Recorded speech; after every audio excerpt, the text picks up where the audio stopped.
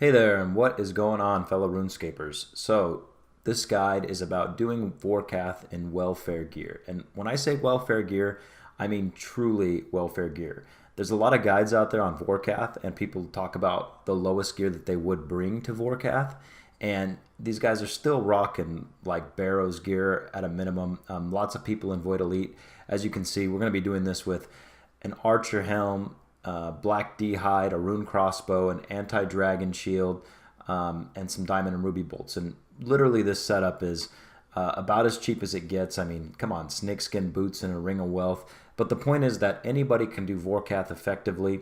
Now, granted, you're not going to be getting 1-minute kills or anything like that, but you can do Vorkath effectively anywhere between 3 to 5 minutes on average. Now, sometimes you'll go a little bit above that, and maybe if you're lucky and you get lucky with your ruby bolt hits below. But you can see right here, I forgot my it's my salve amulet, which is something that everyone probably has. It's a quest item. It's not imbued or anything like that. It's just your basic salve amulet. So that helps provide a little bit more damage boost. And if you want to take the time, you can take that to Nightmare Zone and get it imbued for a 15% increase in accuracy as well. But I'm just making sure I have everything. So you can see my loadout. I just have a one-click teleport tab, Ruby and Diamond Bolts E. And both of those are relatively cheap. I mean, we're not taking anything expensive here. So Ava's Accumulator, Archer Helm, Salve Amulet, Rune Crossbow, Black Dragon Hide Torso, and Black Dragon Hide legs, Snakeskin Boots, Ring of Wealth, and yeah, that's pretty much it.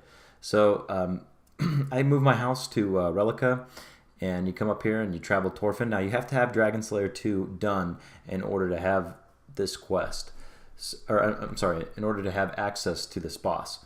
So once you travel from Torfin, you go in here, and obviously the version of Vorkath after the quest is a much stronger version. I think the quest level is around 325, something like that, and the full version is level 732.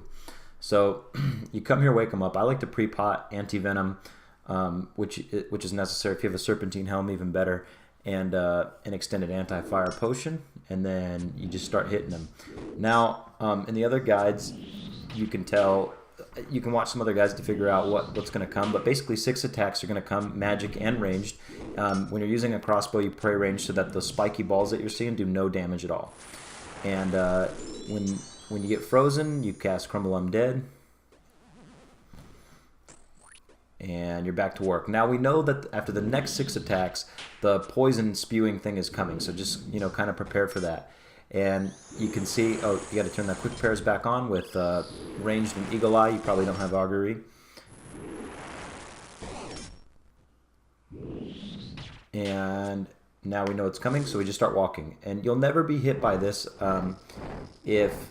if you continue walking. So you can see I click a lot just because sometimes there are dead clicks inside of the Vorkath, but you don't necessarily need to click nonstop like I'm doing. I'm just making sure that I'm not taking any damage from this. You can see the only damage I took in that series was from walking over the initial poison, which doesn't happen often, but sometimes it will, just depending on where the poison gets placed. So we know in the next 6 attacks, we know that the freeze is coming, and you're going to see I either click the ground or eat or drink a potion, depending on what I need to do here, but to stop the attack. So I see it coming in. I've eaten a shark, and now I hit him. Boom. He's done. We have 6 more attacks, and then we know we're coming into the next thing. So just keeping stats up here, just seeing what's coming out. Anytime we see a spiky ball, we should be rejoicing because we know it's not going to do any damage. Magic can hurt us, and so we just eat as needed as it comes in. So going to eat up. Poison's coming. There it is. I'm just going to walk over this right here for now, just because it's nice. The further you can go in your walk line without being hit, the better. So I'm going to use in between that 2 poisons. By the time I walk back, the phase is over. So now we know that the freeze phase is coming next, so it's kind of easy pickings from right here. You can turn on your run energy before the freeze phase if you like. You just don't. A lot of people, you don't really want to have your run energy on when you're learning. So pink always turns prayer off. So hit the quick quick prayer back on. Freeze comes in, eat a shark, cast Crumble Undead, click the thing. Bam. Okay, so now we know Poison Phase Nest, pink. Turn that back on. And we're not worried about range. Magic comes in, does some damage. Max hit while potted and everything else on the magic I think is about 32. I know if you're using like a blowpipe and you pray ranged, the max hit's 32 on the range, so just keep that in mind. So I'm just gonna again, I click a lot, click back and forth.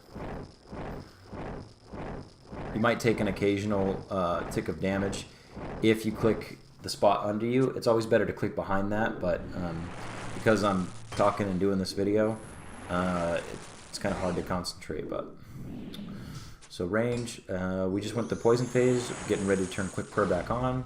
It's back on, and we know the freeze is coming in about 2 more attacks.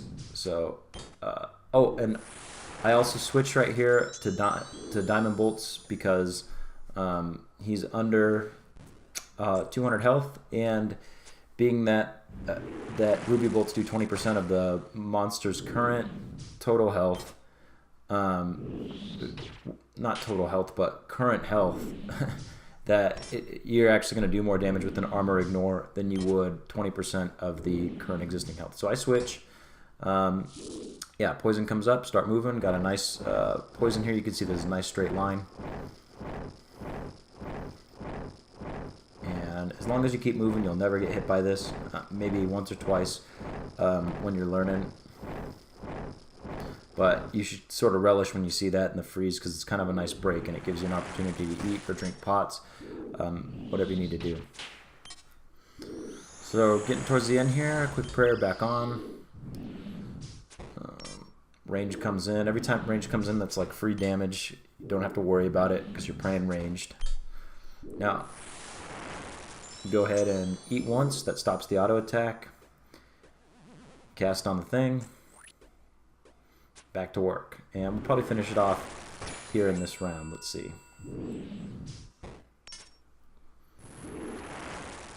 But we have to realize, oh, if that happens and you'll hear the noise, just move over. 2 tiles at least. Okay, Vorkath dead. Turn off the quick prayers. Grab the loot.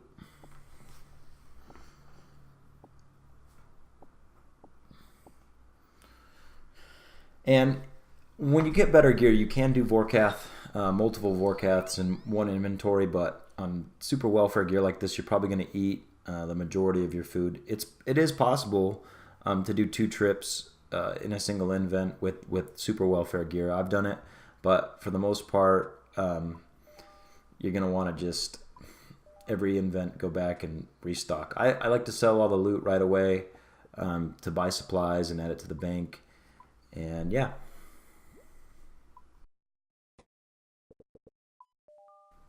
Yes, you can see about 150k that trip, and that's pretty normal. You can make anywhere between, you're guaranteed about 50k just off the superior dragon bones and the blue dragon hides.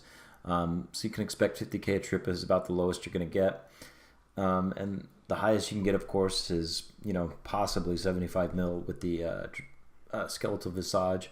But for the most part, you're going to see, I would say an average trip is going to be about anywhere between 50k and 300 to 400k. So let's say 250k on average. And for about 5 minutes of work, that last kill was 505. Yeah, it's a pretty effective method to making money.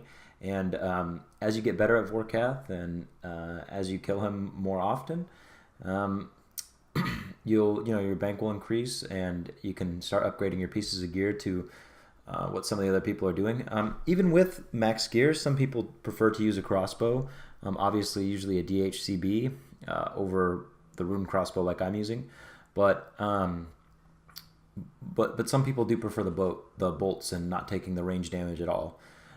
Whereas if you use a toxic blowpipe, you're going to take damage from the range, and even the magic can hit through a super anti-fire and praying magic, so it's just something to keep in mind. But yeah, I hope you learned something and everybody enjoyed it. And if you have any questions about killing Vorkath in welfare gear, feel free to leave a comment or send an email. Thanks. Bye.